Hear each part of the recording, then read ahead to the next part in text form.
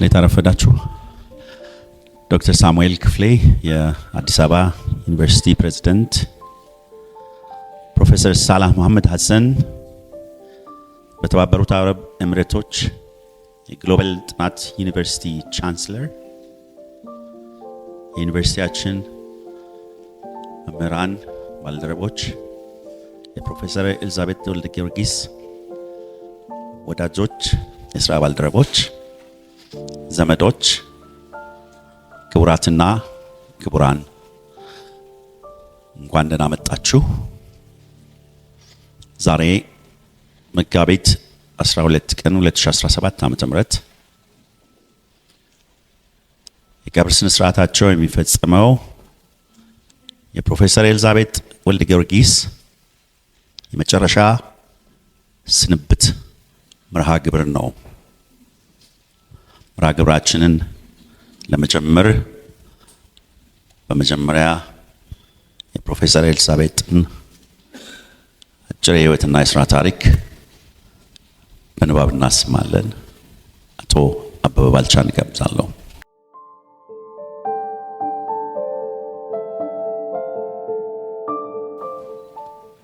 የፕሮፌሰር ኤልዛቤት ወልደ ጊዮርጊስ ወልደ ዮሐንስ አጭር የህይወት ታሪክ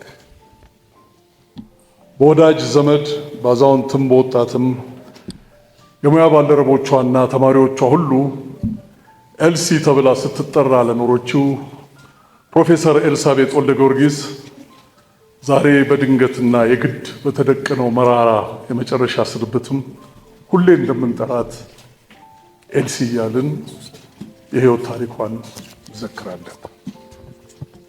ኤልሲ ከእናቷ ከወይዘሮ ዋካ ድንቄና ከአባቷ ብላታ ወልደ ጊዮርጊስ ወልደ ዮሐንስ ግንቦት 1 ቀን 1948 ዓ.ም በአዲስ አበባ ከተማ ተወለደች። ከአምስት ወንድሞቿና አንድ እህቷ ጋር በአዲስ አበባ ያደገችው የቤተሰቡ የመጨረሻ ልጅ የሆነችው ኤልሲ የመጀመሪያና የሁለተኛ ደረጃ ትምህርቷን በናዝሬት ትምህርት ቤት፣ የከፍተኛ ደረጃ ትምህርቷን ደግሞ በዩናይትድ ስቴትስ ኦፍ አሜሪካ ከሞርጋን ስቴት ዩኒቨርሲቲ የኢኮኖሚክስ ትምህርት ተከታትላ በመጀመሪያ ዲግሪ ተመርቃለች።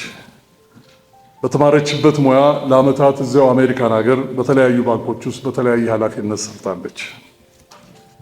ኤልሲ በተለያየ ለስነ ጥበብና ለታሪክ በነበራት ልዩ ዝንባሌ እንዲሁም እስክንድር ቦጎሲያንን ከመሳሰሉ ሰዓሊዎችና የጥበቡ ማህበረሰብ ጋር በነበራት የጠበቀ ወዳጅነት ወደ ጥበብ ዓለም በመሳቧ የድህረ ምረቃ ትምህርቷን ከኒውዮርክ ዩኒቨርሲቲ በሙዚየም ጥናት፣ ዶክትሬቷን ደግሞ በስነ ጥበብ ታሪክና ሂስ ከኮርኔል ዩኒቨርሲቲ በ2000 ዓ.ም ለመቀበል ችላለች። ለዶክትሬት ትምህርቷ የመመረቂያ ጽሑፍ ዘመናዊነትና የኢትዮጵያ ዘመናዊ ስነ ጥበብ ታሪክ ላይ በማተኮር ያካሄደችው ጥናትና ምርምር በ2011 ዓ.ም ሞደርኒስት አርት ኢን ኢትዮጵያ በሚል ስያሜ ለታተመው መጽሐፏ ዋነኛ እርሾ ነበር። ይህ በኦሃዮ እና አዲስ አበባ ዩኒቨርሲቲ ፕሬስ ለህትመት የበቃው መጽሐፍ በርካታ አንባቢ ያተረፈና በዓለም አቀፍ ደረጃ እውቅናና ሽልማት የተቸረው ሰነድ ለመሆን ችሏል። ከነዚህም መካከል በ2012 በአሜሪካ የሚገኘው የአፍሪካ ጥናት ማህበር በምስራቅ አፍሪካ ጥናት ምርጥ መጽሐፍ ሲል የሸለመው የቤትዌል ኦግቦት የመጽሐፍ ሽልማት ተጠቃሽ ነው። ፕሮፌሰር ኤልዛቤት በዚህና በሌሎችም ጥናቶቿ ኢትዮጵያን ከዓለም አቀፍ የዘመናዊነት ታሪኮች ጋር በተለይም ከዓለም ጥቁር ህዝቦች ፈተናና ትግል ጋር አሰናስለን መተንተን አለብን የሚል ሀሳቧን አስተጋብታለች። ከከፍተኛ ትምህርት ክትትል ጎን ለጎን ከ20 ዓመታት በላይ ከተለየቻትና ምንጊዜም በትዝታ ወደምትናፍቃት ሀገሯ በመመለስ በአዲስ አበባ ዩኒቨርሲቲ የኢትዮጵያ ጥናትና ምርምር ተቋምን የመምራት ኃላፊነት ተረክባ ከ1996 እስከ 2002 በዳይሬክተርነት አገልግላለች። በዚህ ኃላፊነት ዘመኗ የኢትዮጵያ ጥናትና ምርምር ተቋም እንደ ዳርፉር ባሉ ወሳኝ በሆኑ ዓለም አቀፍ ጉዳዮችና በሌሎችም ሀገር አቀፋዊና ዓለም አቀፋዊ ውይይቶች ዙሪያ ጉባኤዎችን በማሰናዳት ብቻ ሳይሆን ተቋሙ ከዚያ ቀደም በነበረው የረጅም ዘመን ልምድና እውቀት ላይ በመገንባት የበለጠ እንዲደራጅና ክብሩንና የእውቀት ሀብቱን እንዲያሳድግ ጉልህ ድርሻ አበርክታለች። በመቀጠልም በዩኒቨርሲቲ የቲያትር ጥበባት የያሬድ ሙዚቃ ትምህርት ቤትና የአለ ስነ ጥበብና ዲዛይን ትምህርት ቤት ተቀናይተው የእስክንድር ቦጎሲያን የክወናና የእይታ ጥበብ ኮሌጅ እንዲቋቋም በማስቻል ኮሌጁ ከተመሰረተበት ከ2001 እስከ 2004 ዓመተ ምህረት በዲንነት አገልግላለች። በተጨማሪም በአለ ስነ ጥበብና ዲዛይን ትምህርት ቤት የፊልምና የስነ ጥበብ ድህረ ምረቃ ትምህርትን ክፍል በማቋቋም ሂደት የበኩሏ ሚና የተጫወተች ሲሆን በዚሁ ትምህርት ክፍል በማስተማር የተማሪዎቿን የስነ ጥበብ እሳቤ ዕውቀትና ልምምድ እንዲዳብር የነበራት አስተዋጽኦ ከልዩ ሙያ አብርኮቶቿ አንዱ ሲሆን ይህንን ተግባር አሁን በተለያዩ የሀገር ውስጥና ዓለም አቀፍ ተቋማት ውስጥ ከፍተኛ ደረጃ የደረሱ የቀድሞ ተማሪዎቿ በኩራት የሚመሰክሩት እውነት ነው። ለሀገራችን ብቸኛ የሆነው ዘመናዊ ስነ ጥበብ ቤተ መዘክር ገብረ ክርስቶስ ደስታ ማዕከል መስራች አንዷ በመሆን ቤተ መዘክሩ ከተቋቋመበት ከመስከረም 2001 ጀምሮ በተለያዩ ዙሮች 2 ጊዜ በዳይሬክተርነት መርታለች። በዚህ ወቅት እንደተለመደው በርካታ ትዕይንቶችንም አዘጋጅታለች። ከነዚህም መካከል በዓለም አቀፍ ደረጃ ከፍተኛ እውቅና ያካበቱትን የትውልደ ኢትዮጵያዊቷ ጁሊ ምህረቱንና ዴንማርካዊ አይስላንዳዊውን ኦልፋር ኤልያስን ጨምሮ ስመጥር የሀገራችን ሰዓሊያን ስራዎች ጭምር ለሕዝብ እይታ አቅርባለች። ፕሮፌሰር ኤልሳቤጥ ስለ ዘመናዊነት በኢትዮጵያ፣ ስለ ዘመናዊ ስነ ጥበብ፣ ስለ ከተሜነትና በተለያዩ ማህበረሰብ ተኮር ርዕሶች ጉዳዮች ላይ ሲምፖዚየሞች፣ ኮንፈረንሶችና ተከታታይ ሌክቸሮች በሀገር ውስጥ አዘጋጅታ በመሪነትም በተሳታፊነትም ሁነኛው አስተዋጽኦ አድርጋለች። በውጭ ሀገራትም በአያሌ አካዳሚክ መድረኮች ሀገሯን በመወከል ምሳሌነት ያለው ተሳትፎ አድርጋለች። በዚህ ረገድ የኤልሲ አስተዋጽኦ በአካዳሚክ ብቃት ብቻ የተወሰነ ሳይሆን ይልቁንም ለተማሪዎቿና ለስራ ባልደረቦቿ ጭምር ትልልቅ እድሎችን በመክፈትም በማመላከትም ወጣት ምሁራን በዓለም አቀፍ መድረክ እንዲሳተፉ ልምድ እንዲቀስሙ የማድረግ ልዩ ችሎታዋ በጣም የሚመሰገንና ከቶም የሚዘነጋ አይደለም።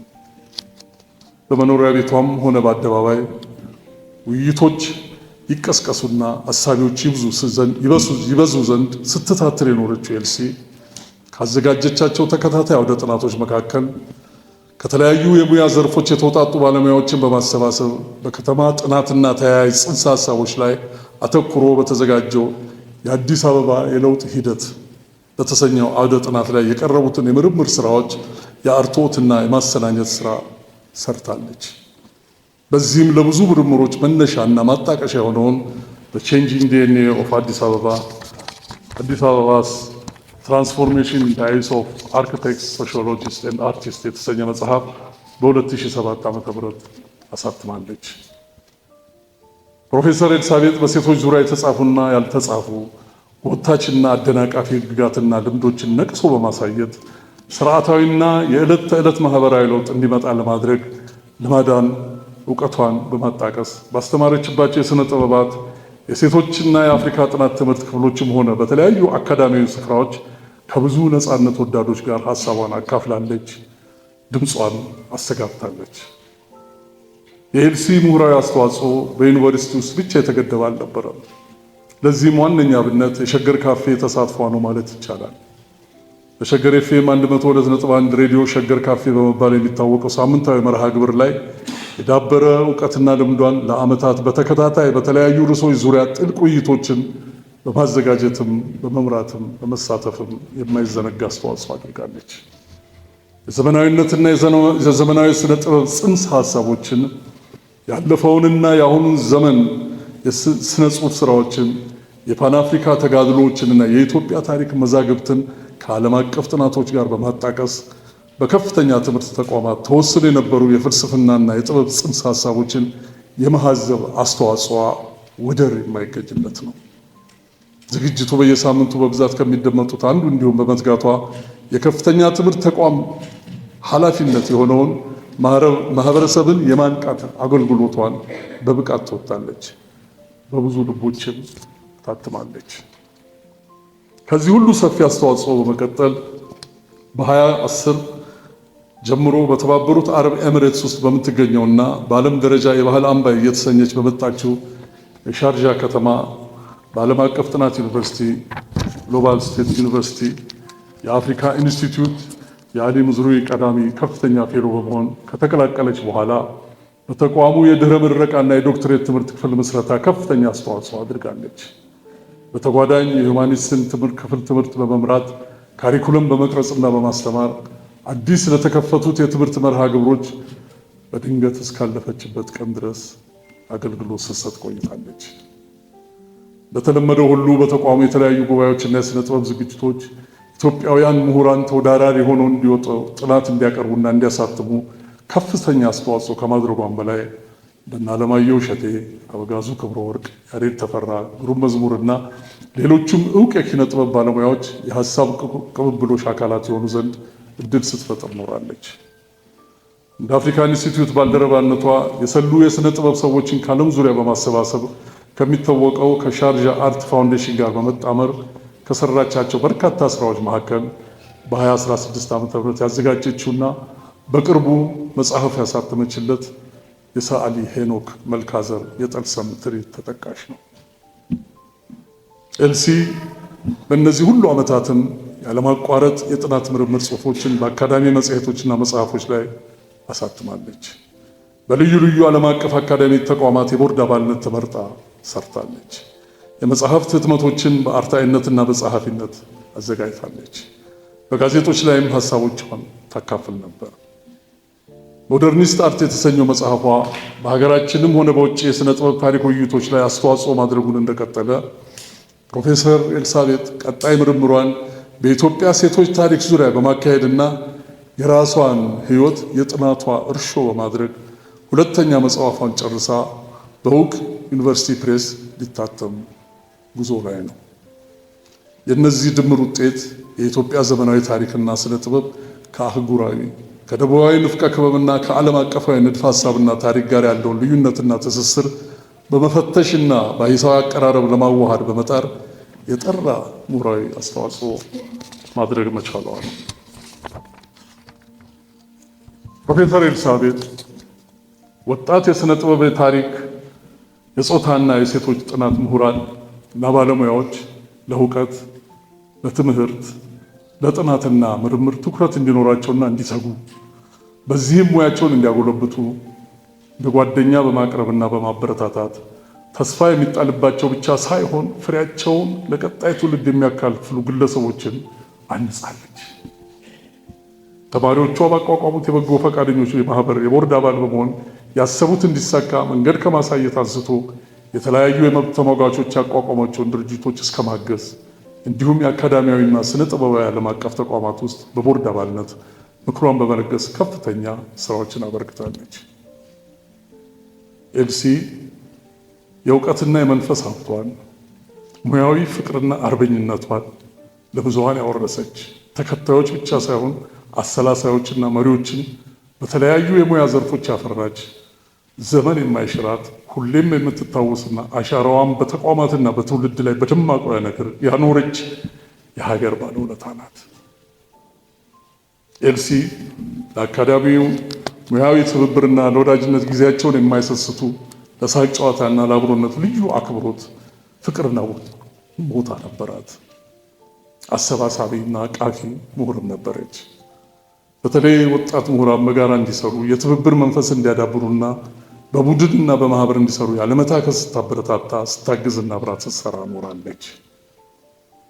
ኤልሲ በውይይትና በክርክር ላይ ባላት እምነት ሀሳቦቿን በእውቀት የምታራምድ የሌሎችንም ሀሳብ በልዩነትና በአክብሮት የምታስተናግድ ዘመናዊ ምሁር ነበረች። በእሽታና በዋንታ ብቻ ሳይሆን በሀሳብ ፍጭቶችም ውስጥ መልካም ነገሮች እንደሚወለዱ አሳይታለች። እነዚያ ትጋቶቿ፣ ቸርነቶቿ፣ የአርበኝነት መንፈሷ አብረውን ይኖራሉ። ቀርበው ሰብአዊነቷን ባዩ ሰዎችም ሆነ በሩቅ ሀሳቦቿን በሚያደንቁ ሁሉ የምትወደደው ሳቂታዋ በግልጽ በመናገር የምትታወቀው ኤልሲ ላለፉት 4 ዓመታት ታስተምርና ትኖርበት በነበረው የተባበሩት አረብ ኤሚሬትስ ሻርጃ ከተማ በድንገት ታማ ሆስፒታል በመግባት የሕክምና እርዳታ ሲደረግላት ቆይቶ መጋቢት 7 2017 ዓ.ም ከዚህ ዓለም በሞት ተለይታለች። ፈጣሪ ነፍሷን ይማር። ለቤተሰቦቿ፣ ለሙያ ባልደረቦቿ፣ ለወዳጅ ዘመዶቿ መጽናናት ይሁን። አሜን።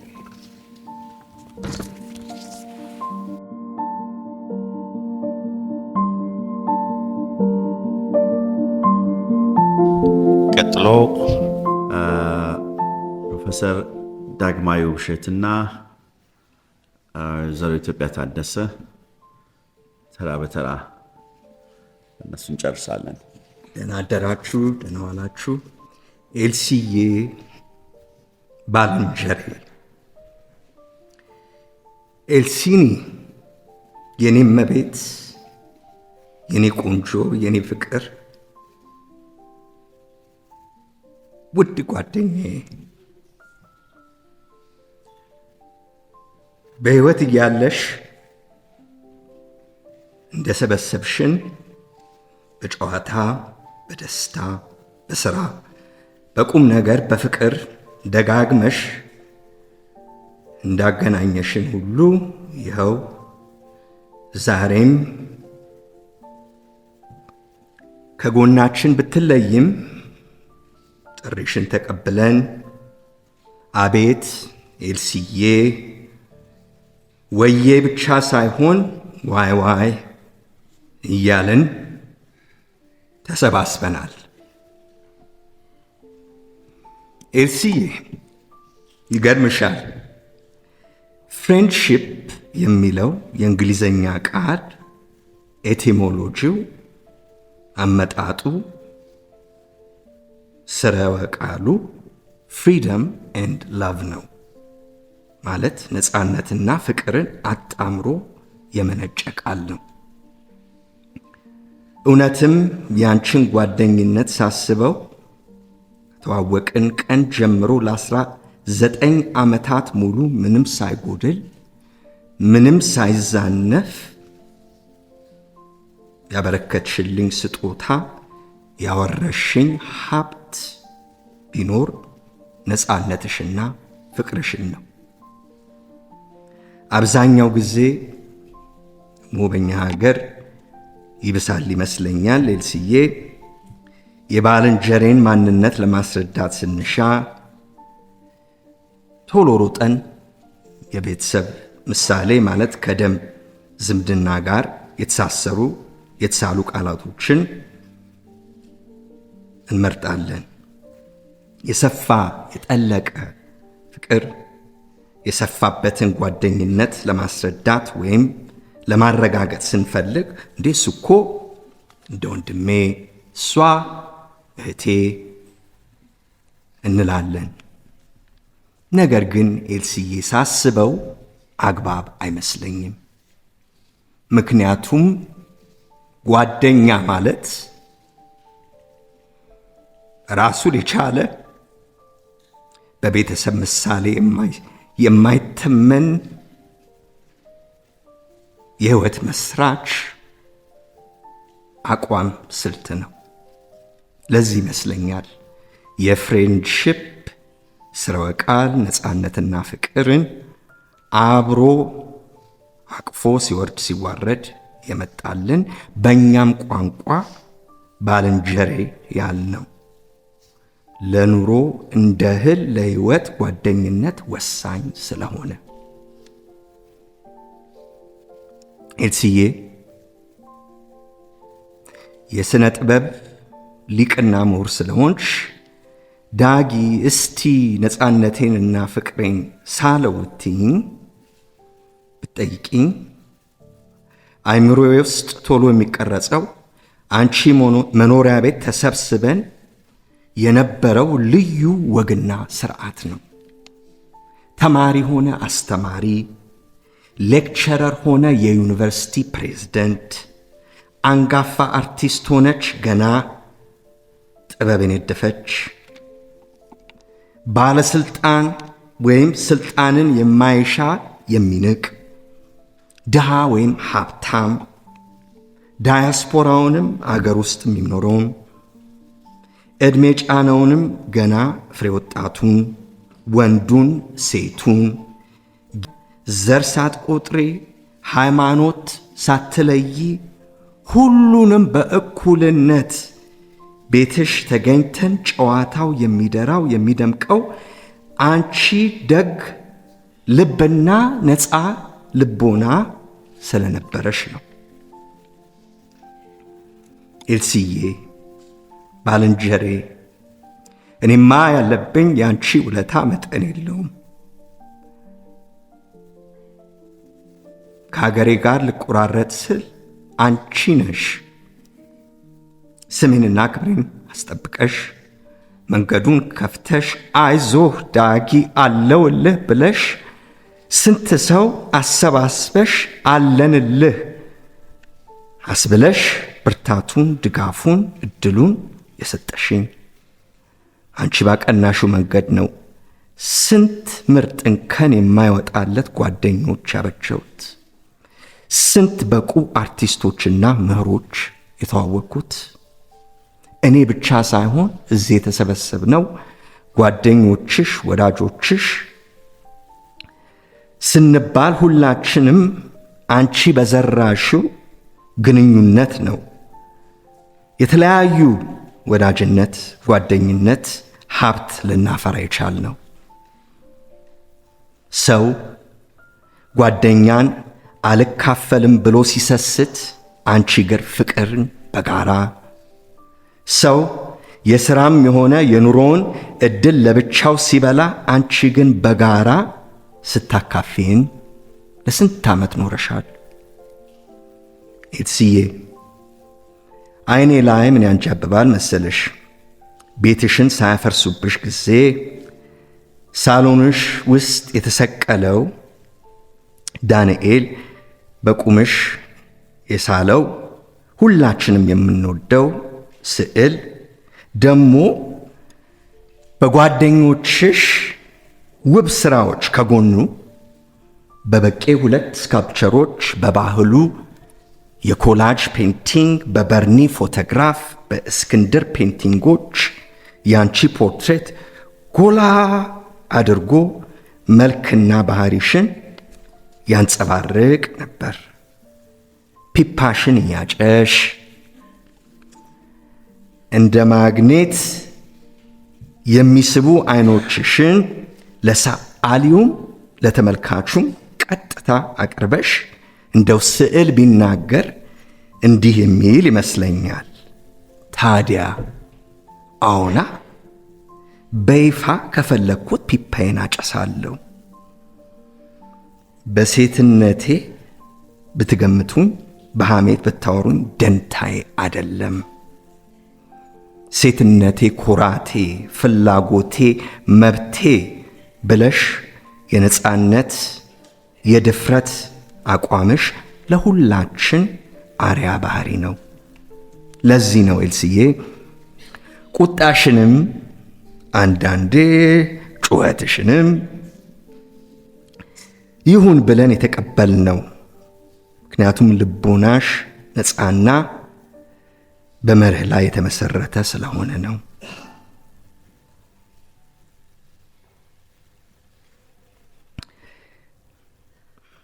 ደሞም ኤልስዬ ወዲያውኑ በለሰለሰ በፍቅር አንደበት ይቅርታን አስከተለሽ ነው።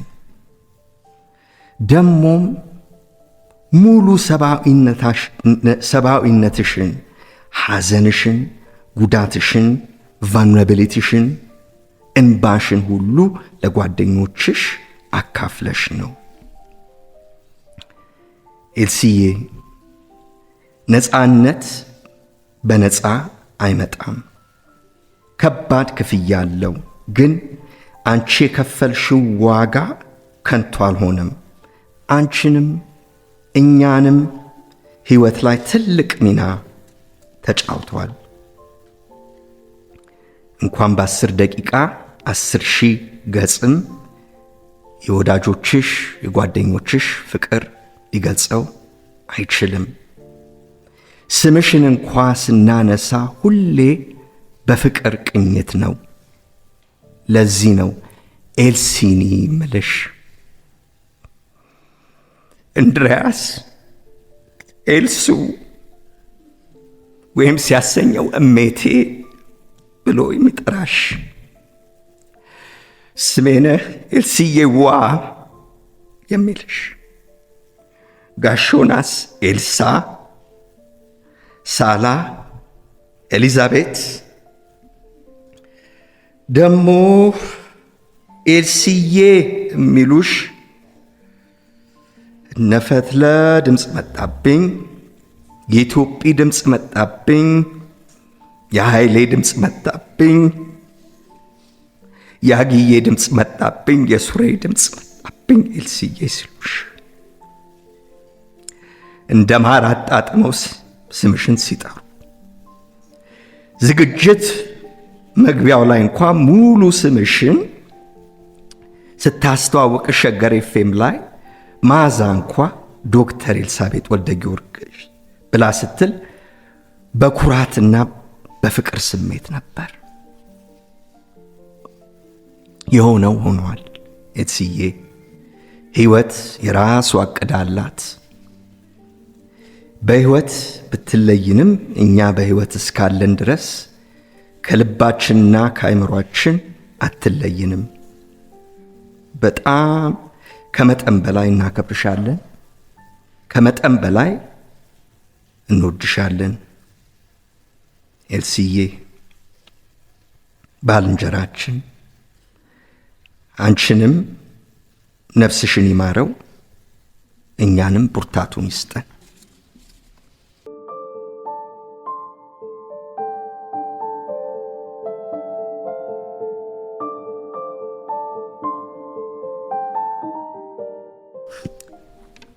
እንደምን ዋላችሁ። ከኔ በፊት የተናገሩት ወዳጆቿ፣ ጓደኞቿ እንዳያችኋቸው ላቅ ያሉ ምሁራን፣ ደግሞ በጣም አጥልቀው የሚያስቡ ሆኑና እንደኔ አይነት መናኛዋ ሴት በዚህ መድረክ ላይ ስቆም ቁመቴ እንዳልደረሰ ሁሉ ምን ልትል ነው ትሉ ይሆናል። እውነት ምን ደግሞ ግን ምን ልላችሁ ነው፣ ኤልስዬ እንደዛና እንደዚህ ናት። ምሁራን አሳቢያን ጓደኞች አሏት፣ ደግሞ ምንም የማይመጥኗት የምንወዳትና የምትወዳቸው ጓደኞች አሏት። ዳግዬ ማንስቶታል። እነ እስክንድር ቦጎሲያን፣ እነ ፕሮፌሰር ሳላ፣ ፕሮፌሰር አንድሪያስ እንደተነሳ ሁሉ ከ1 ዓመት ከ3 ወር በፊት ያጣነው ኃይሌ በእውነት ከወንድምን በላይ ወንድሟ ነበር። ቅድም ዶክተር ተካልኝ ካነሳው ከተጎዳችባቸው ነገሮች ውስጥ በጣም ልቧን ያኮማተረው አንዱ ጉዳይ የኃይሌ ከዚህ ዓለም ማለፍ ነበረ እና ኤልሲ እንደሱ ናት። እነዛ የምሁራን ጓደኞች፣ የኛም ደግሞ የትንንሹ ወዳጅ። ደግሞ የሚገርመኝ ይሄ የማርች ወር ፈረንጆቹ አቆጣጠር የሴቶች ወር ነው ይሉታል። ግን ለምን ሴቶቹን ደግሞ ያሉንን ጥቂት በተለይ ኢትዮጵያውያንን እንደሚወስድ አይገባኝም። ከጥቂት ዓመታት በፊት እንደምታስታውሱት ክቡር ዶክተር ካትሪን ሃምሊንን አጣን በዚህ በማርች ወር። ዛሬ ደግሞ ኤልሱንም ሸኘን። እንግዲህ ሊዘክራቸው ወዶም እንደሆነ አላቅም። ኤልስዬ ሰበሰበች ሁሉን። ይሄን ዝግጅት አዲስ አበባ ዩኒቨርሲቲ አመራሮቹን ላመሰግን ወዳለሁ። እንዲሁም በሻርጃ ያለው የአፍሪካ ጥናት ኢንስቲትዩት በመተባበር ስላዘጋጃችሁ እጅግ አርጌ ላመሰግናችሁ ነው መቆሜ። ከዚህ ወተን ዛሬ አስበናት የቱ ጋ ነው ግን ማረፊያችን የሚለውን ደግሞ ጥያቄ ልጠይቃችሁ ወዳለሁ። እኛ ጋር ለቅሶ በጣም ክቡር ነው። እንሰበሰባለን፣ ደረታችንን እንደቃለን፣ እናለቅሳለን። ደግሞ እንደዚህ አይነቱም መታሰቢያ ስርዓትም እናደርጋለን ስለሚገባቸው፣ ግን እሱ ጋር እናበቃለን። እኔ ለኤልሲ ጓደኛዋ ብቻ ሳልሆን አቃቢዋ ነኝ። በአዲስ አበባ ዩኒቨርሲቲ ማብረን ስንሰራ እንዳልኳችሁ እኔ ከምርምር ከጥናቱ ከጥልቅ ሀሳቡ መካከል የለሁበትም። እዚህ ቦታ የሚያገለገልኩት ሬጅስትራር የተማሪዎችን ሪከርድ በማቀብ ነው። በእሷ አምናኝ ነው መሰለኝ ቤቷ ሲፈርስ ዕቃዬን አገቢ አለች። ቋኔ ጋር እነዚህ ቅድም ዳግዬ ያነሳቸው የአርት ስራዎች እኔ ጋር የተቀመጡት ምንድነው ማረጋቸው? ዶክተር ሳሙኤል ምንድነው ማረጋቸው? ፕሮፌሰር ሳላህ ምንድነው ማድረጋቸው? ያ ቤቷ ቢኖር የነበረው ድሮ ምኞቷ ልትኖርበት አልነበረም። ከተማው መስተካከል መጽዳት እንዲህ አለበት፣ ግን ሙዚየም ሆኖ እነዚህ ነገሮችን ለህዝብ የሚጎበኝ እኔም ባለፍኩ ጊዜ ለሌላው የሚያልፍ አረገው ነበር ብላ ታስባለች። እና ማጸናችሁ ምለምናችሁ በብዙ ትህትና በብዙም ባለማወቅ ኤልሲዬ እዚህ ጋር አስበን አናቁም። መጽሐፏ ይወጣል፣ ብዙ ስራዎች አሏት። ግን ምንድነው የሚኖረን? ኤልሳቤጥ ወልደ ጊዮርጊስ ስኮላርሺፕ ይሆን? በሷ ጥናት በሷ ስፔሻሊቲ ዙሪያ ያሉትን ሴቶችን ለማበረታታት ይሆን? ወይንም በዚህው በአዲስ አበባ ዩኒቨርሲቲ የተለመደ ጥሩ ነገር ያገለገሉትን ሰዎች ወይ ህንፃ በመሰየም አሁን ደግሞ እንግዲህ አውቶኖሚ የተሰጠው ኢንስቲትዩሽን ነውና በተለያየ መልኩ ትታሰባለች ወይ? በዚህ ብዙ ሰዎች አላችሁ። ሚዲያውንም ላመሰግን እወዳለሁኝ እዚህም ቦታ ተገኝታችሁ። ከዛም ቀደም ብሎ ደግሞ ኤልሲዬን ካጣንበት ቀን ጀምሮ የተለያየ የሀዘን መግለጫ ስታስተላልፉላችኋልና በምንድን ነው የምናስባት?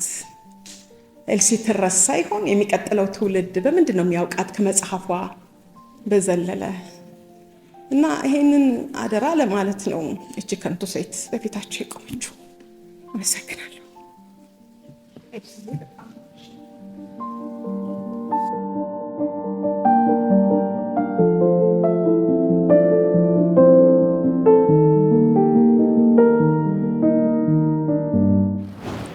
ፕሮፌሰር ኤልሳቤጥ ያገለገለችባቸው 2 ዩኒቨርሲቲዎች 2 ተናጋሪዎችን ጋብዛለሁ። ምናልባት እንግዳው ከኤሚሬቶች በቀጥታ ነው የመጡት። አልደረሱ ከሆነ ሲደርሱ ይናገራሉ። በመጀመሪያ የአዲስ አበባ ዩኒቨርሲቲ ተወካይ መልእክት ያስተላልፋሉ።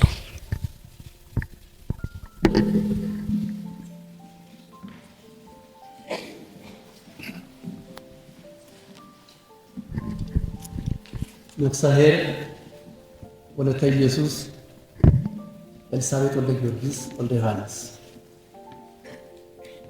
እኔ እንኳ በእንዲህ አይነት አውድ ላይ የመናገር ልምድም ልማድም የለኝም።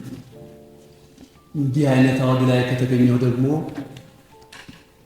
ከመጽሐፍተ ስነ ፍጥረት፣ ከመጽሐፍተ ነቢያት፣ ከስብከተ ሐዋርያት እና ከትምህርተ ሊቃውንት ጠቅሼ የሰው ልጅ ሁሉ አፈር ነህና ወደ አፈር ትመለሳለህ የተባለው እኛ ወደ ተወዳጇ እህታችን ወደ ኤልሳቤጥ ወልደ ጊዮርጊስ እንሄዳለን እንጂ እሷ ወደ እኛ አትመጣም የሚለውን ብናገር ደስ ይለኝ ነበረ።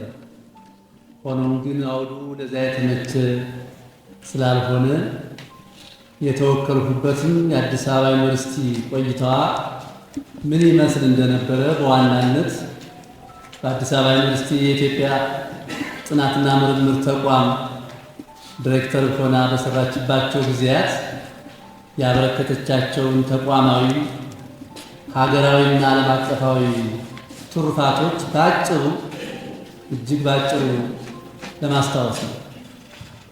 ባጭሩ የማደርገው አንድም በቅርብ ወደዚህ ተቋም ኃላፊነት የመጣሁ በመሆኔ ከእሷ ጋር በጥብቅ እና በቅርበት የመስራት እድል ስላላገኘሁ፣ አንድም ደግሞ እንዳልኩት ቀድሜ በእንዲህ አይነት ጉዳይ ላይ ብዙ ልምድ ስለሌለ ነው። አብረዋት የሰሩትን ሲኒየር ፕሮፌሰር ሳማክሬ እና ከንባባቱም ከመረጃዎችም አጠናቅሬ ጥቂት ሀሳቦችን ለማቅረብ ሞክራለሁ። የህይወት ታሪካቸው በተነበበበት ጊዜ የቀረቡ ሀሳቦች ሊደጋገሙ ስለሚችሉ ይቅርታ ጠይቃለሁ። ፕሮፌሰር ኤልሳቤጥ ወልደ ጊዮርጊስ በህይወታቸው መጨረሻ አካባቢ በተባበሩት አረብ ኤሚሬትስ በሻርጃ ከተማ በአፍሪካ ጥናት ተቋም የነገረሰብ ትምህርት ክፍል ሊቀመንበርና በስነ ኪን ታሪክ ትወራና ሂስ ፕሮፌሰር ነበሩ። የዶክተሬት ዲግሪያቸውን ከኮርኔል ዩኒቨርሲቲ በስነ ኪን ታሪክና እይታ ጥናት በ2010 ያገኙ ሲሆን የማስተሬት ዲግሪያቸውን ደግሞ በሙዚየም ጥናት ከኒውዮርክ ዩኒቨርሲቲ በ2004 አግኝተዋል።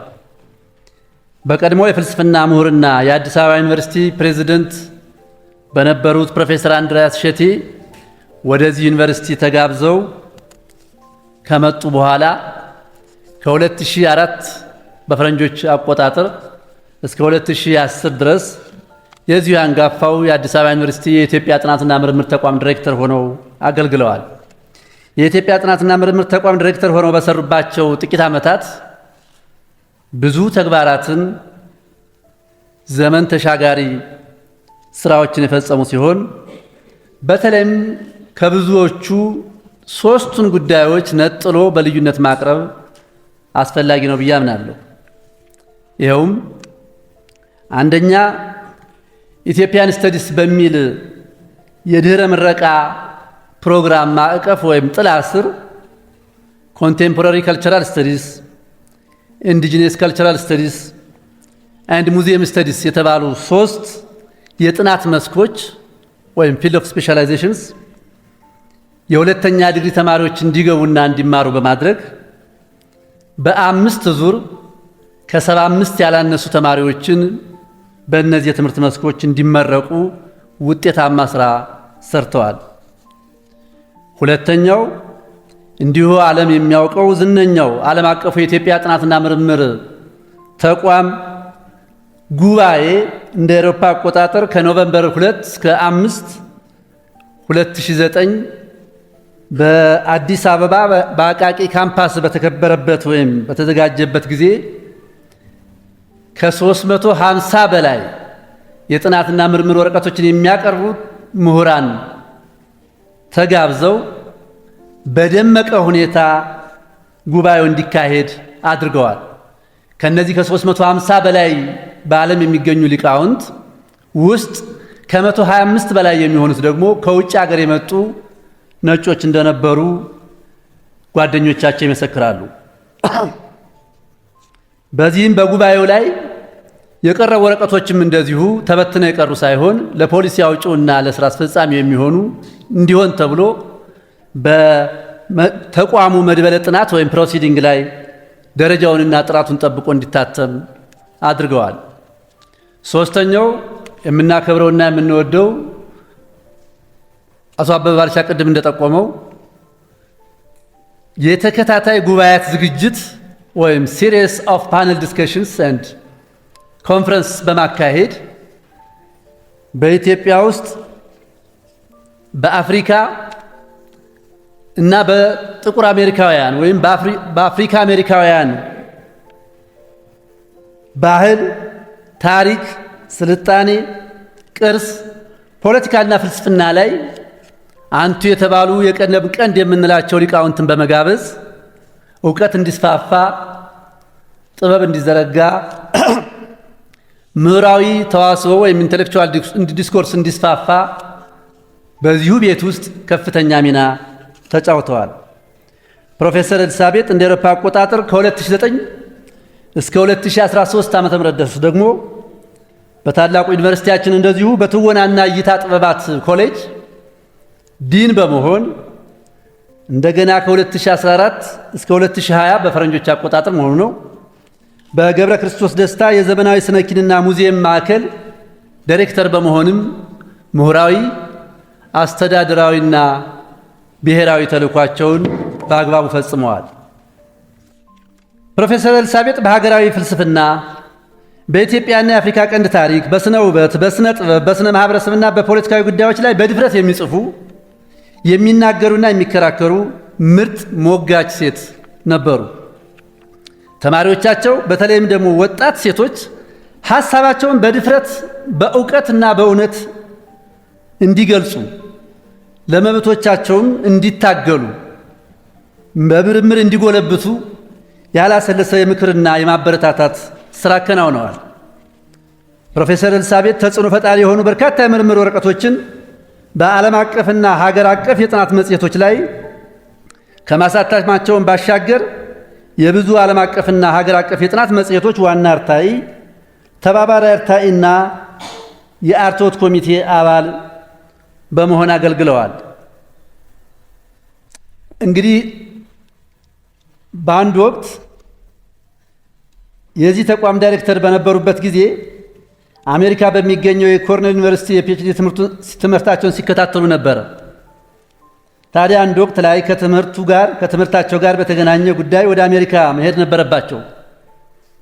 በወቅቱ ዶክተር ዮናስ አድማሱ ነፍሰሄር አሁንም ነፍሳቸውን ይማርና እሳቸውም የተቋሙ ሰራተኞች እሳቸው በድንገት ማለት ለኢንትሪም ወይም ለጊዜያዊነት ተመድበው እዚህ ያሉ የተቋሙ ዳይሬክተር ሆነው እሳቸውን ወክለው ማለት ነው የተቋሙ አባላት የእንኳን ደህና መጡ ምንድነው አቀባበል ለማድረግ ይሰበሰባሉ እና እሳቸው ምንድነው ያሉ ረጅም ጥላ ከዘራ ያለቻቸው ነበሩ። ዶክተር ዮናስ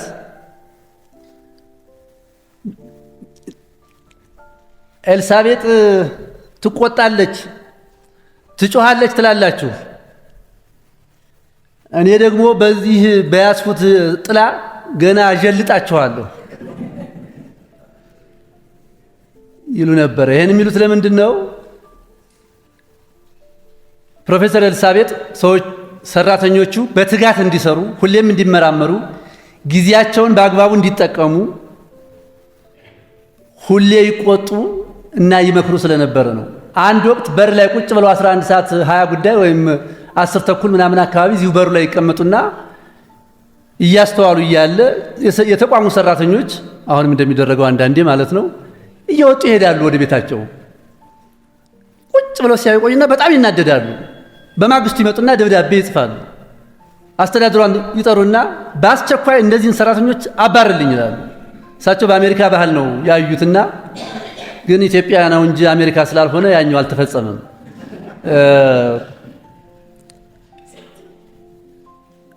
ፕሮቶኮል አልጠበቅኩም እንዳልኳችሁ እንግዳ ባህል ነው ለኔ ይሄ ቦታና ፕሮፌሰር ኤልሳቤጥ የዚህ ተቋም ብቻ ሳይሆን የዩኒቨርሲቲያችን ብቻ ሳይሆን የሀገራችን ከዛም አልፎ የጥቁር አፍሪካውያን የአፍሪካ አሜሪካውያን ልሳን ነበሩ ማለት ይቻላል። ነፍሳቸውን በአብርሃም በይስሐቅና በያዕቆብ አጠገብ ያስቀምጥልን። ያዘነውን ባልደረቦቻቸውን ቤተሰቦቻቸውንና ጓደኞቻቸውን መጽናናቱን ይስጥልን። ፕሮቶኮል አልጠበቅኩም ያልኩት በደረጃ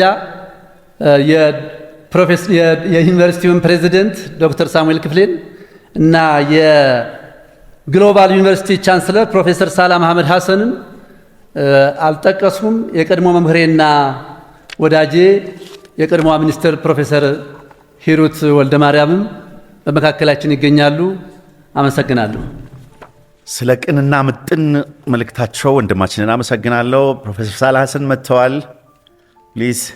Dear family of Professor Elizabeth Waldy Georges, although I like to call her Elsabet, dear Honorable Dr. Samuel Kifle, President of Addis Ababa University, dear Brother Johannes Tekalej, and many of the friends who have cared for Elizabeth's life and friendship. Today we come together to bid farewell and remember the life of an exceptional woman, an astute scholar, a passionate intellectual, and a true feminist. But above all, a dear comrade to me, and a sister to me, and to many in this audience. I speak here today on behalf of the faculty, fellows, students, and staff of the Africa Institute and Global Studies University in Sharjah, UAE. I also speak on behalf of a dear friend of Elsabet, that is Ms. Hour Al-Qasimi, the president of the Global Studies University, who is not able to be with us here today due to her schedule of travel in Australia. But she bid all her condolences to all of you and farewell to Elizabeth. On behalf of everyone I wish to express our heartfelt condolences to Elizabeth's family, friends, and to all who had the privilege of working with her or working along with her. There are many people who loved Elizabeth and worked hard behind the scene to make today's funeral ceremony possible, starting with working on all the logistics in the UAE to prepare and bring the body to Addis, and those in Addis who worked in preparing this solemn and necessary funeral ceremony to honor and bid a proper farewell to our dearest sister and colleague, El Sabit. These include many people. I know from the university here, there is Dr. Samuel Kidani, Aklilu Kebede Irena, Jonas Shene, Demise, Takalinj, Professor Takalinj. But from our side, I know that colleagues like Semena, Dagmawi Wofshit, Biniam, Sarah Majdi, and many other people like Abdul Aziz, people you don't know, who loved and cared about Elizabeth, and she cared about them too, did a lot to honor her by making or getting through all the bureaucracy so we can have her body here. Thank you. Thank you to all of you. As many of you know well, Professor Georges was an integral part of the Africa Institute from its very inception, contributing to its formation and the development of its curriculum, leading up to the eventual licensing and establishment of the Global Studies University and the accreditation of its graduate program. Elizabeth worked as a professor and chair of the Department of Humanities and at the Africa Institute. Her work was nothing short of extraordinary. Her dedication and unwavering commitment helped shape the foundation for wherever we are today as an institution and as we aspire to be. But before I proceed further, I wanted to mention two important things. First, it's really very difficult for me to speak of Elizabeth in the past tense, for she was larger, or she is actually larger than life, and will continue to be, and occupied a huge space in my life, intellectually and personally. It is just that the loss is too soon and too unreal. It will take time to process such a great loss. Second, I also wish to veer off the script that I wrote for myself and talk about Elizabeth that I came to know, how I came to meet her, and how our past life has crossed and crisscrossed in many ways. Some of them are funny, some of them are sad, but for the most part, pleasant and full of success. And how it has shaped my own journey as a scholar, mentor, and friend to Elizabeth. I first met Elizabeth through the late Skunda Bogosian, who was a dear friend when he was based at Howard University in Washington, D.C. And she was then a young aspiring writer and a poet, but also a banker. We became very good friends and part of a larger circle of friends at Cornell, but also at New York. These were the days we roamed the streets of Harlem and New York, and we went to many of the jazz clubs in Harlem and many other places. I will stop here. There's no other interesting stories, okay? As you know, she escaped death twice in the Twin Towers. First in the early 90s, and the second in September 11. These two incidents, of course, changed our course of life. So in the middle of all our discussion of what to do after she lost all her colleagues in the 40th or so floor of the Twin Tower, I convinced her to do a master's degree at NYU at her own cost, as she did it, on museum and heritage studies.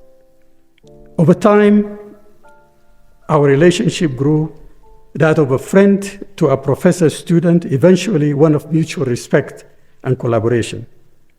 As many of you know, during my time at Cornell, Elizabeth became one of my students. From the moment I encountered her, I knew, and that was way before she came to Cornell, that she was destined for greatness. Elizabeth's intellectual curiosity, her sharp wit, her funny behavior sometimes, her jokes, but unwavering commitment to her scholarship were qualities that immensely and immediately set her apart. I owe to her my first actually visit to Ethiopia, and right at this hall. And it was an honor to me to realize this hall has that kind of an amazing history and legacy. When she became the director of the Institute for Ethiopian Studies, we collaborated on a conference on Darfur and the crisis of government in 2007. That conference that became a book, also with the same title, I owe it to Elizabeth for its success.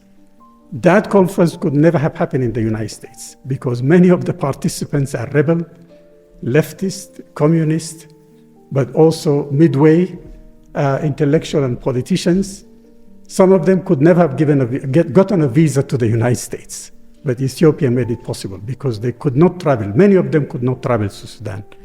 So I owe her that, and I hope one day you see the book and you realize how valuable it is, what I owe to Elizabeth for that success.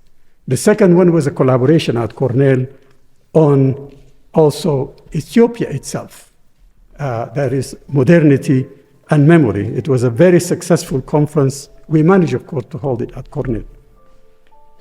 Elizabeth's journey was one of transformation and personal growth.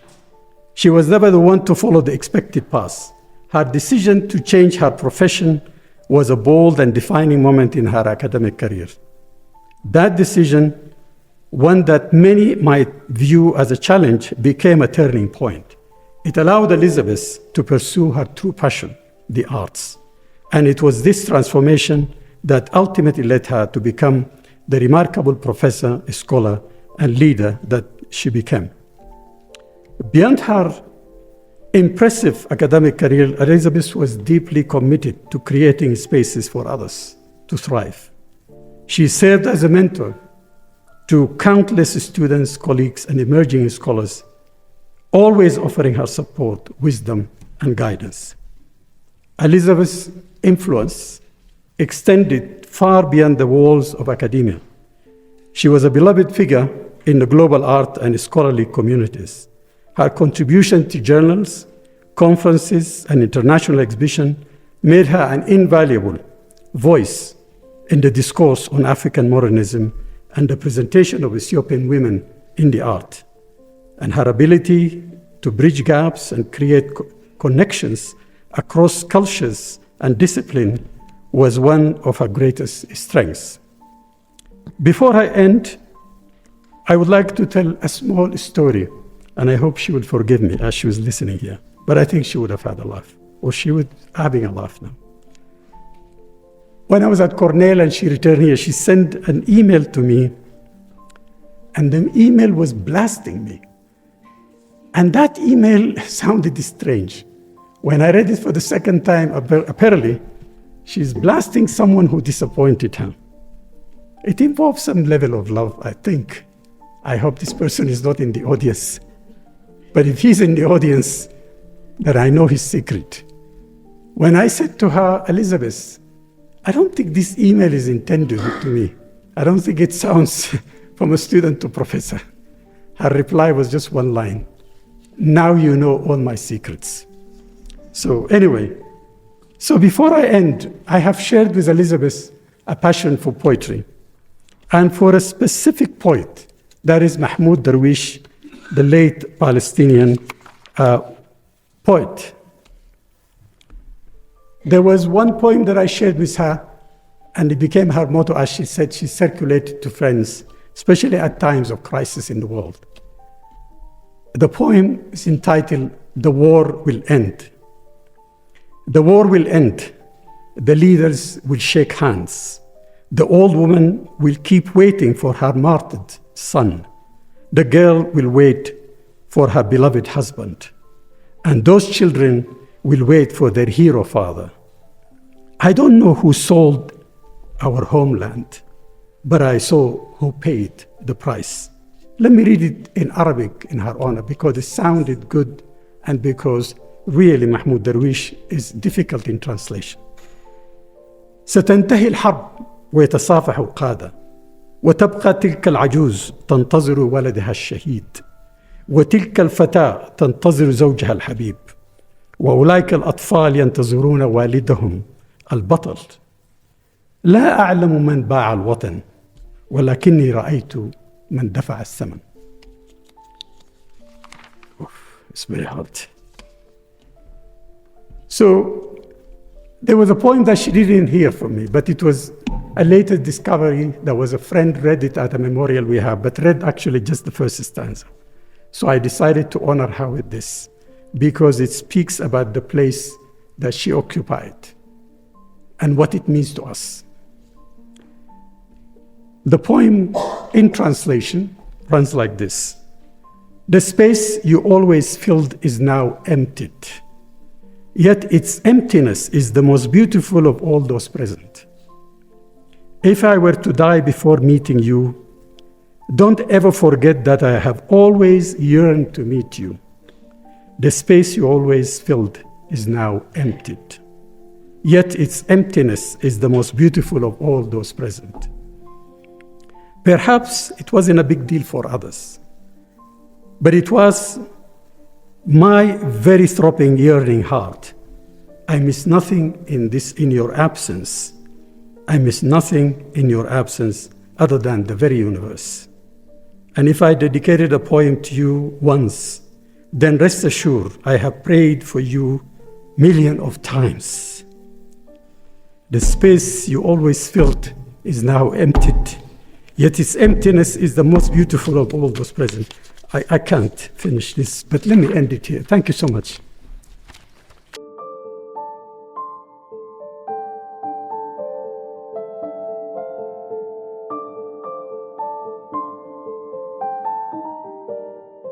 ፕሮፌሰር ሳላን ከልብ አመሰግናለሁ። ይሄን ሁሉ በመተርጎም ጊዜ አልፈጅም፣ ግን አንዲት ዘለላ ብትደገም ወርዝ ታረጋለች ብዬ ማስባት ከሰማዋት እና አብረን ከሰማ ነው።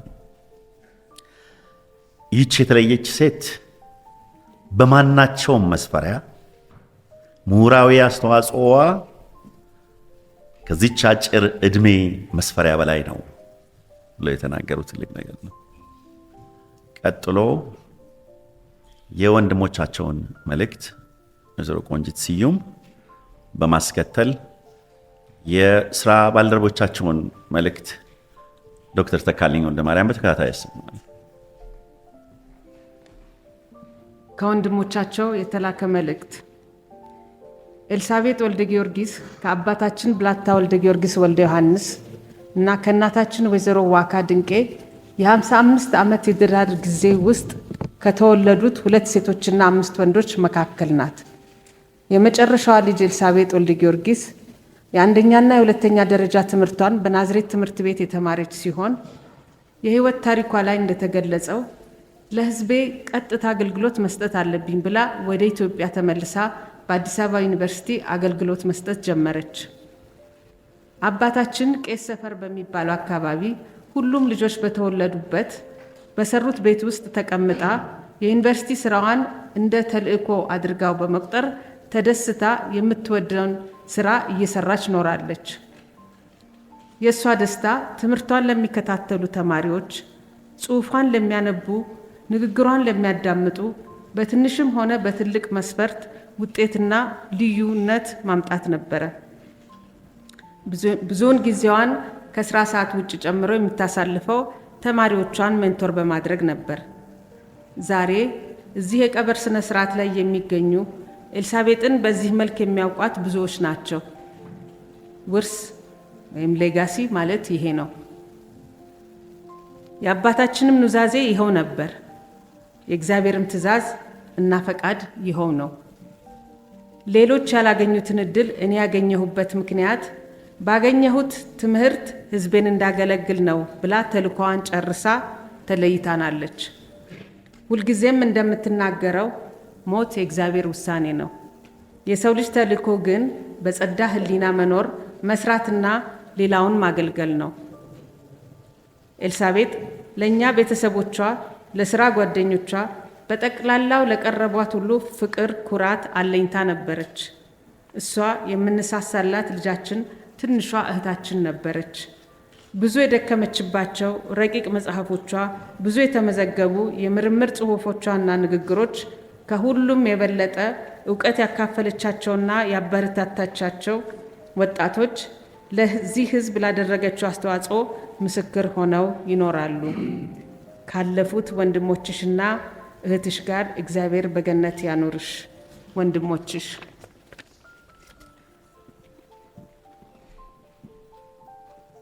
በምን ልጀምር ብዬ ሳስብ መጨረሻ ላይ የመሞቷን ከመስማቴ ከአራት ከአምስት ቀን በፊት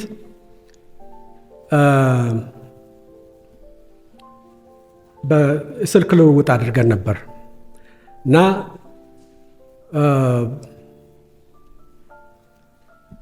ቀደም ብሎም ትንሽ አሞኛል ብላኝ ስለነበር እና ጥቂት ቀናት ሳንገናኝ ስለቀረን ምነው ድምፅሽ ጠፋ ብዬ ቴክስት ሜሴጅ ነበር የላኩላት እና እሷ መልሳ ስልክ ነው የደወለችልኝ። ዓርብ ዕለት፣ ቅዳሜ ልትሞት ረቡዕ ዕለት እና እዛ ላይ 15-20 ደቂቃ ያህል በስልክ ተነጋገርን። ያ የስልክ ልውውጥ የሄደበትን እና ይዘቶቹንና የሀሳቦቹን ተከታታይነት እንደው በምሳሌ ወስጄ በዛ ላይ ስለ ኤልሳቤጥ አንዳንድ ነገሮች ማለት ፈልጌ ነው። ስለ ህመሙ ሁለት ነገር አለችኝ። አንደኛ የማያሰጋ ነው፣ ብዙ የሚያሳስብ ነገር የለውም አለችኝ። ዋናዎቹ ምርመራዎች ውጤታቸው ጥሩ ነው፣ ምንም የሚያሰጋኝ ኦርጋኒክ ነገር የለም ነው። ትንሽ ከወገቤና እግሬ ጋር የማበጥ ውሃ የመቋጠር ነገር አለው፣ እሱም በጊዜ ውስጥ ይሄዳል ብለውኝ ብዙ የሚያሳስበኝ ነገር የለውም ያለችኝ። ነገር ግን ያበሳጫትና ያስቸገራት ህመሙ ወይም ሁኔታው እንደ ልብ እንዳትንቀሳቀስ ስላወካት የጀመረችውን የማስተማር ፕሮግራሙ ተቋቁሞ የማስተርስ ፕሮግራማቸው ተከፍቶ የመጀመሪያው ሴሜስተር ላይ ነው። ያንን ስራዋን ማወኩ ነበር የበለጠ እና ስለ ህመሙ ስትናገር እንደ ህመም ሳይሆን እንደ ኢሪታንት፣ እንደ ኢንኮንቪኒየንስ ነበረ የምትናገረው እና ወዲያውኑ ደግሞ ወደ አፍሪካ ኢንስቲትዩት መቋቋም ጉዳይ ገባች። እውቅናውን ሰኪውር ለማድረግ የተደረገው ጥረት ውስጥ ገባች። የሎንቺንግ ፕሮግራሙ ኢናጉሬሽኑ፣ እነዚህን ሁሉ ነገሮች ውስጥ ገብታ የተሰራው ስራ ብዙ የተደከመበት እንደነበር፣ እሷም ብቻዋን ሳይሆን ከብዙ ሰዎች ጋር በጣም ብዙ የደከመችበት ስራ እንደነበር እና ያ ሁሉ ስራ ያ ሁሉ ድካም ጫፍ ደርሶ እሷ ልክ ማስተማር ስትጀምር ይሄ ነገር መምጣቱ ትንሽ ያወካት መሆኑን ግን ስራው እንዴት ኤክሳይቲንግ እንደነበር፣ እንዴት ብዙ ጥሩ ነገሮች እንዳሉበት እዚህም መታ ከነ ፕሮፌሰር ሐሰን ጋር እዚህ መታ ተነጋግረንበት ስለነበረ ለእኔ እንግዳ አልነበረም። ነገር ግን ደጋግማ እሱኑ ስትናገር ቆየችና ወዲያውኑ ደግሞ በጋራ ስለምናውቃቸው ጓደኞቻችን እዛ ስላሉት ስለ እነሱ ደግሞ ማውራት ጀመረች። ነገሌ እኮ አሉ፣ እነ ሱሬ፣ እነ ዳግማዊ፣ እነ ስሜ፣ እነዚህ ሁሉ ሰዎች እንዴት ጥሩ ስራ እየሰሩ ያሉ መሰለ፣ እንዴት ደግሞ ያግዙኛል፣ እንዴት ይደግፉኛል፣ እነሱ እዚህ ባይኖሩ እንዴት ሆን ነበር ስትል ቆይታ ወዲያው of course the high point of all conversations with her is Salah Hassan. Salah Hassan, and conversations with her would reach a pitch when she talks and when she mentions Salah Hassan. And so Salah Hassan ጋር ያ ፒች ይደርሳል ለሰዎች የምትሰጠው ትሪቢዩት።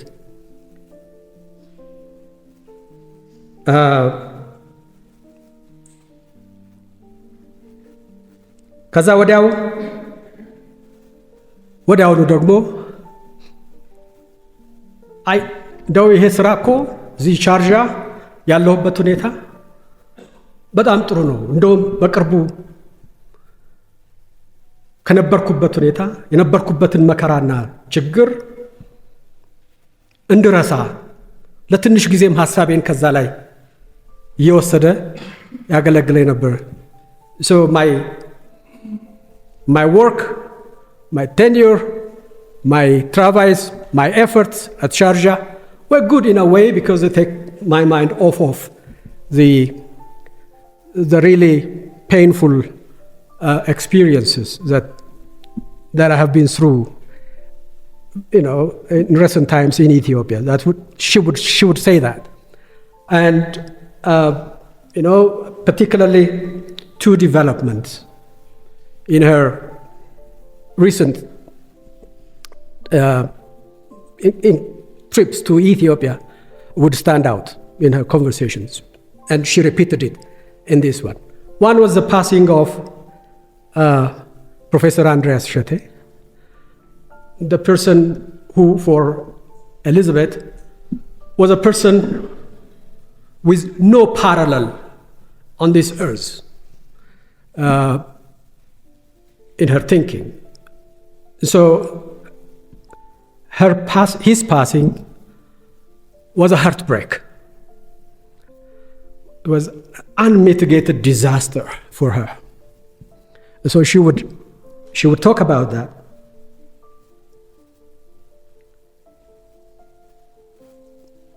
And then the decision and the recent execution of the decision to demolish her childhood home in connection with the Riverside Development Project in the city. That was very, very painful as an experience. ለሷ በጣም ከባድ ነበር።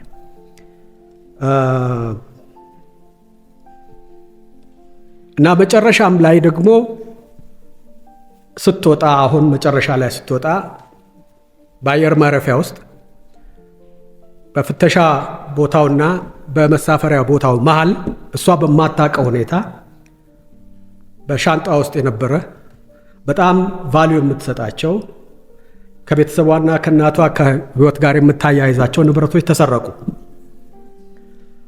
እና እሱም በጣም ከፍተኛ የሆነ ህመም አስከትሎባት ነበር እና ስለነዚህ ሶስቱ ነገሮች ስትናገር ከፍተኛ የሆነ ህመም፣ ሐዘን እና የልብ ስብራት ነበረባትና እዚህ ሻርጃ ስመጣ እኮ እነዚህ ነገሮችም ያስረሳኛል፣ ይሄ ስራም ያስረሳኝ ነበር፣ ይሄ እንደው የሚያወከኝ ነገር ባይመጣ ቢኖሮ በዚህ በስራ ውስጥ ነው እነዚህ ነገሮች የምረሳው አለችኝና ወዲያው ታዲያ ይሄን ሁሉ ብላ ስታበቃ ግን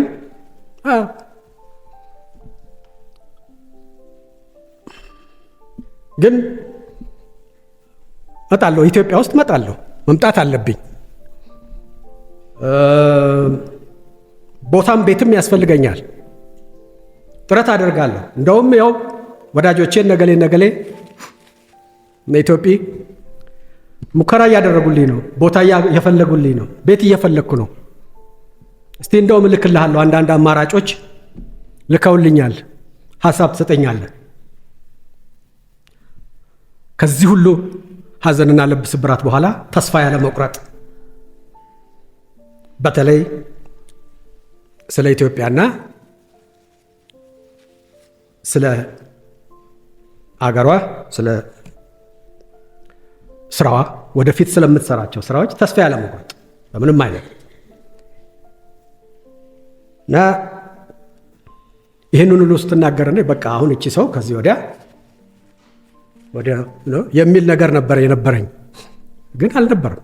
ወዲያውኑ ወደፊት ስለምንሰራቸው ነገር ይሄ ሁሉ በአንድ አጭር ስልክ ኮንቨርሴሽን ነው የጀመርኩት። መጀመሪያ እንዴት ነሽ ብቻ ነው እና እንደዛም ሆኖ ግን አልገረመኝም። ምክንያቱም ይሄ የማውቀው ነገር ነው ስለ ኤልሳቤጥ።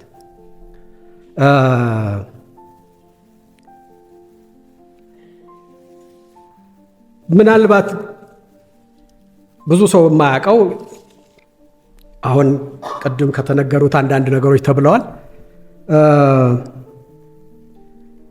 ይሄ በስልክ ልውውጣችን ላይ ያነሳቻቸው የሄደችባቸው የሀሳቦቹ መከታተልና ፍጥነት የሚገልጸው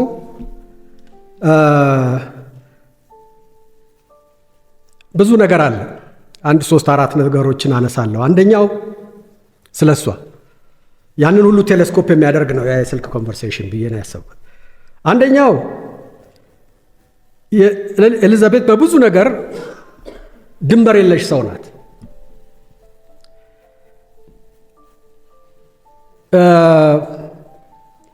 የግል ህይወቱን፣ ቤተሰብን፣ ስራን፣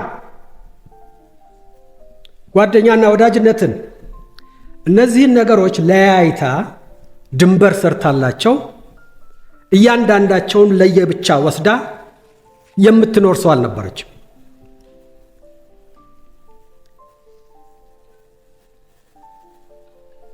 እንደ ምሁርም ኢንተሌክቹዋልም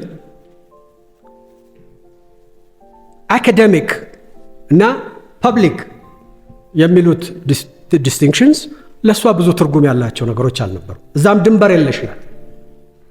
ብዙዎቻችን አካዴሚክ ስለሆን የምንሰራው የአካዴሚክ ተቋም ውስጥ ስለሆነ የምርምርና የጥናት ስትሪክትሊ እና እዚህ ውስጥ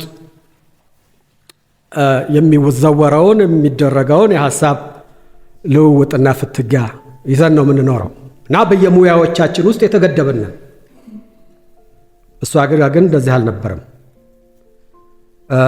ቅድም አቤም እንዳለው የዩኒቨርሲቲውን ተወካይ እንዳሉት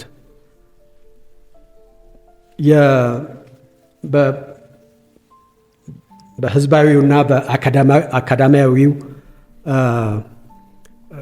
ዓለም ውስጥ ያሉትን ባለው ውስጥ የሀሳብ ማሸራሻ ገደብ የለሽ መሆን አለበት የምትል ስለነበረች፣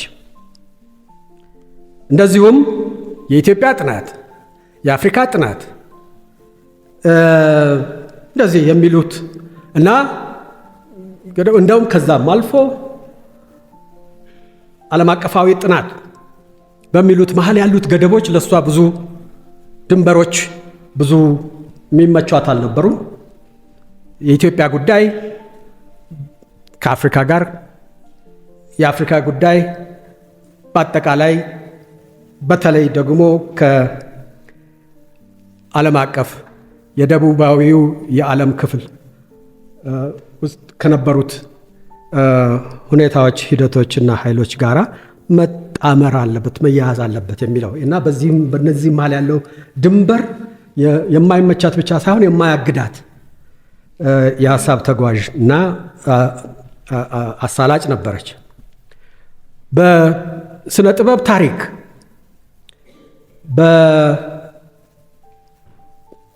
የሙዚየም ጥናት፣ በስነ ጽሁፍ እና በስነ ትምህርት በእነዚህም ሁሉ በእነዚህም ቢያንስ በአራቱ ከዛም በላይ ባሉ የትኩረት አካባቢዎችም እንደዚሁ ድንበር ሰርታ አልነበረ የምትንቀሳቀሰው። በእነዚህ መሀል መንቀሳቀስ ብቻ ሳይሆን እነዚህንም የሚያገናኙ ሰበዞችን ስታወጣ ስትከታተል ቆይታለች። ስለዚህ ሁለተኛው ድንበር የለሽነት በምሁራዊ ስራዋ በዚህ አይነት መልክ ነበረ የሚገለጡት። ሁላችንም የምናውቀው ነው ብዬ አስባለሁ። ሁለተኛው ኤልዛቤት የከፍተኛ የሆነ የተቆርቋሪነት ስብዕና የነበራት ናት። ተቆርቋሪነት in the sense of advocacy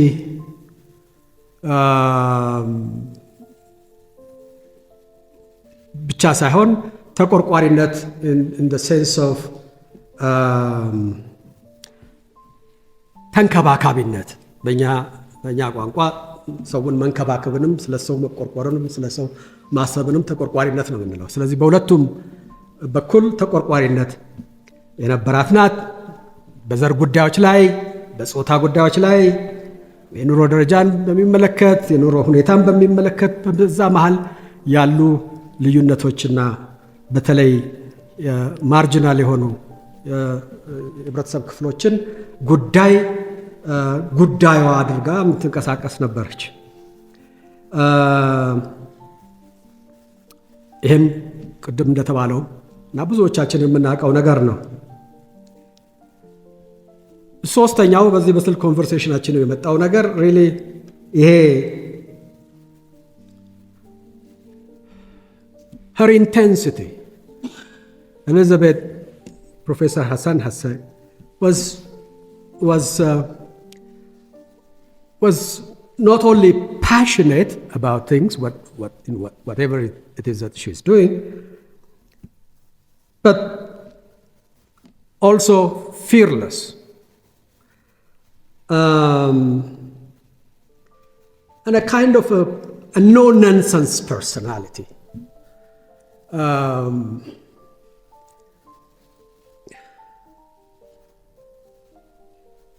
ለማንኛውም ነገር ላመነችበት ነገር ዋጋ ለመክፈል ብዙ ሁለት የማታስብ ሰው ናት።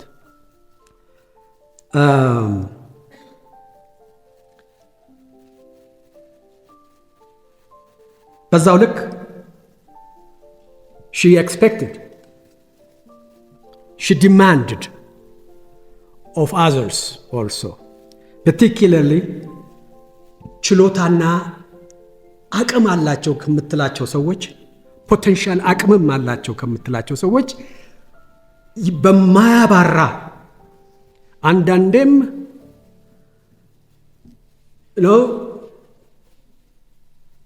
ከባድ በሆነ አይነት አቀራረብም ጭምር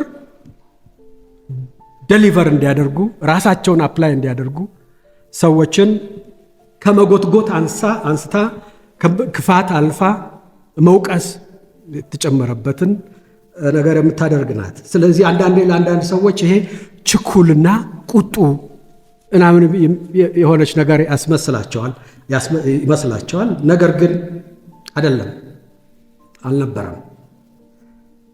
በኋላ መጣበታለሁ ከየት እንደመጣ ይሄ እንደዚህ አይነት ባህሪ መነሻው ምን እንደሚመስለኝ በኔን ግምት እና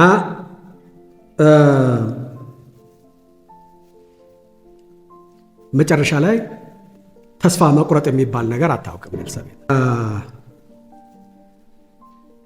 አንድ ጊዜ ስለዚሁ ብዙ የሚያበሳጫት ነገር ያለ በደረሰ ጊዜ ስንነጋገር ስንጫወት ተካልኝ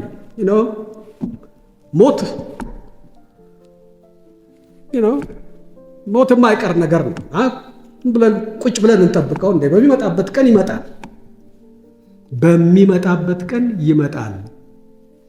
እኔ ሞትን ቁጭ ብዬ አልጠብቅም ያለችኝ ትዝ ይለኛልና ስለማልጠብቀው ተስፋ አልቆርጥም ነው። ሞታለው አንድ ቀን this will come to an end. No, that will take care of itself. When it comes, it comes. Until such time that it does, we got to kick, we got to be moving. እንደዚህ ነበር የምትለውና እነዚህን ነገሮች ነው የሚያሳዩኝ በዛ በስልክ ኮንቨርሴሽን ላይ ከአንድ ነገር ወደ አንድ ነገር የሄደችበት ፍጥነት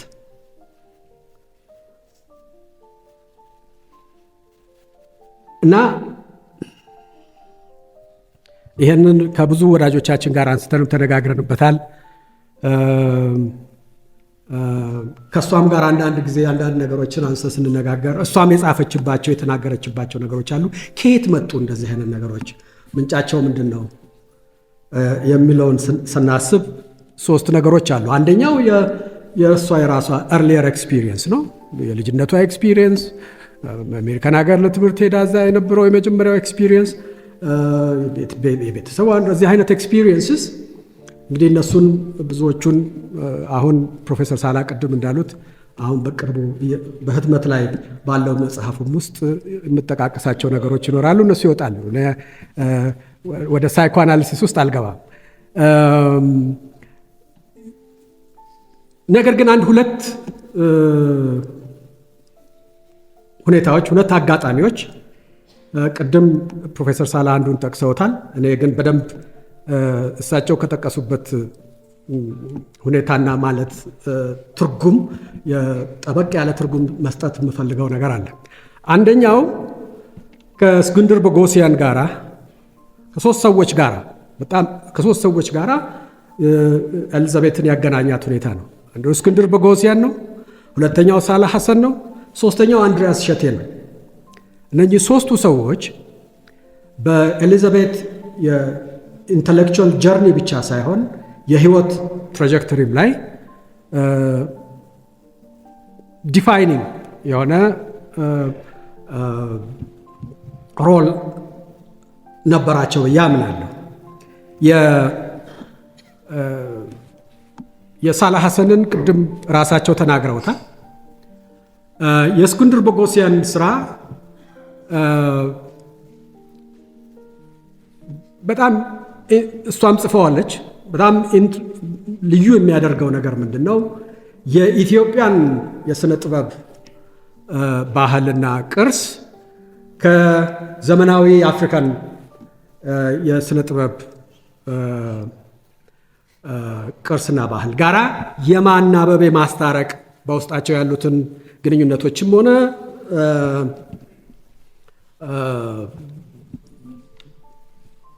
ልዩነቶች የማውጣት ስለዚህ ይሄ ወደ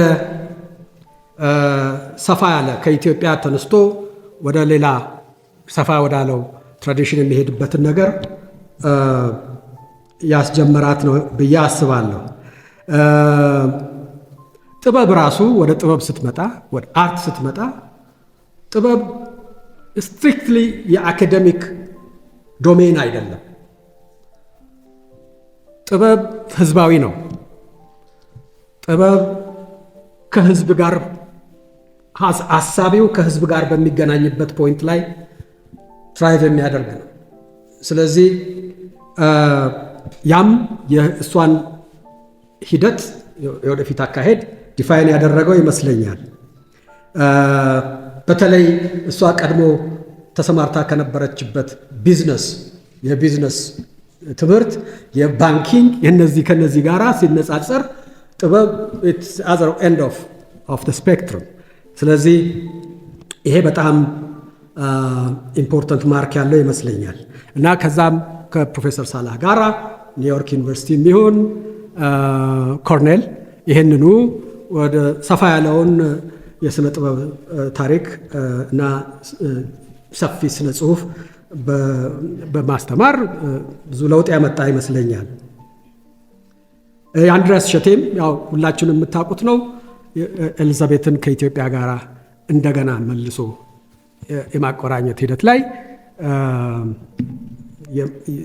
የማይናቅ ከፍተኛ የሆነ ሚና የተጫወተ ነው እና በሁለቱ መሃል በሐሳብም እንደዚሁ በወዳጅነትም የነበረው ትስስር የዘለቀ ነው እስከ መጨረሻው ቀን ድረስ